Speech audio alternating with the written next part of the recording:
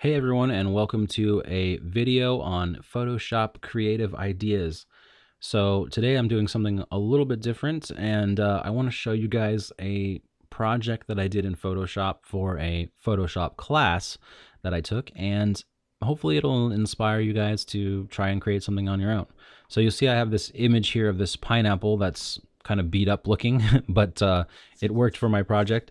And anyway, I just want to walk you through kind of how I layered this together in Photoshop, and hopefully it will inspire you to kind of tackle your own project. So I'm going to turn off all these layers and just start by showing you the background.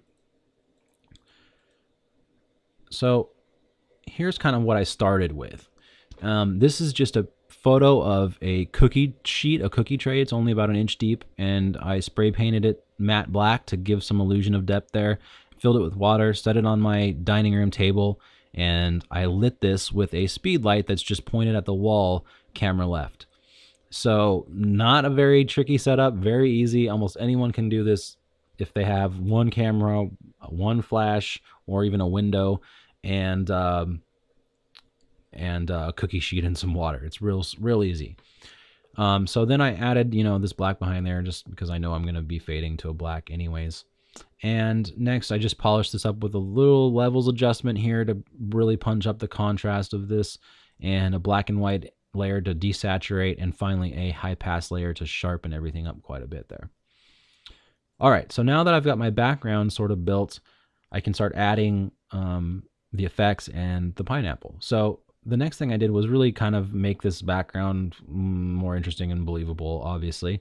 I want to get rid of all this stuff going on, and I want to have I want to have the surface of the water sort of fade to a black backdrop. So I did that with 4 layers that I just built up shading, and so I'll show you each of those layers individually, but it's real simple. The first layer is just a gradient there of black, and then the next layer is a little bit more around the front. Next layer really darkens it down, and the next layer just adds that little finishing touch. So that's pretty simple there.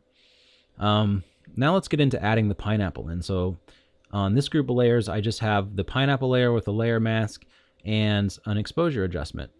This was actually a curves adjustment, but I used it to just kind of darken the image down. So I'll turn that on and I'll show you this. So if I turn the exposure fix off, we have just the pineapple. And if I click on the layer mask and show that to you, you'll see that this image of the pineapple, was taken on that same table and under the same lighting conditions and just cut out. And then I've gone in down here on the layer mask and just brushed in some areas where I'm taking away the pineapple and letting that water show through, and it just creates the illusion that the water is lapping up onto the pineapple. And just did that with my just freehand with a tablet. You can do it with a mouse too. Okay, so let's bring in the exposure fix layer, which is a curves adjustment, and you can see that I'm basically just darkening down the pineapple to match the overall kind of exposure look and feel that the rest of the image has there. Finally, some shading on just the right side of that pineapple to just enhance that sidelit sort of look and feel.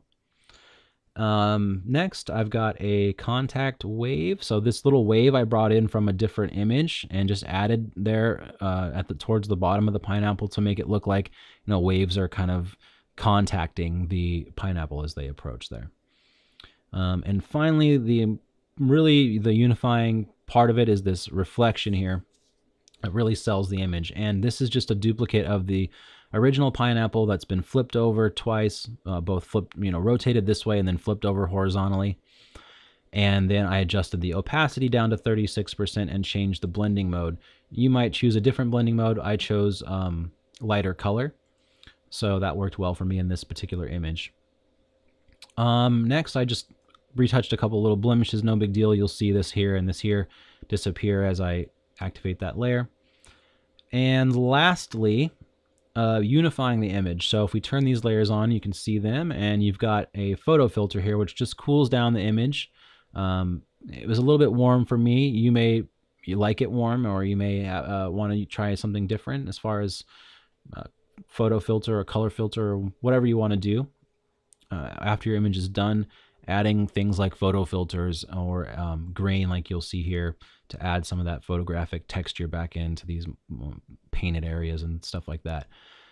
Those kind of things can go a really long way to unifying your image once you're completely done with it. So those are just some unifying effects there, and some last final touches there.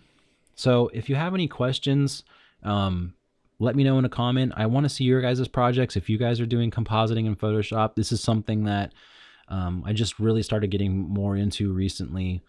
And I'm kind of having a lot of fun with it, and I don't know where I'll go with it in the future, or whatever. I've been thinking about applying some of it to my portrait work even. So exciting new worlds to explore, and I look forward to seeing your guys' work too. And be sure to subscribe to my channel so that if you guys need any help with any of these specific techniques that I've used in this video, or that I used to create this image that I didn't explain in this video, subscribe to my channel, and I'll make sure and brush you guys up on all that stuff coming up soon. So I'll talk to you guys next time.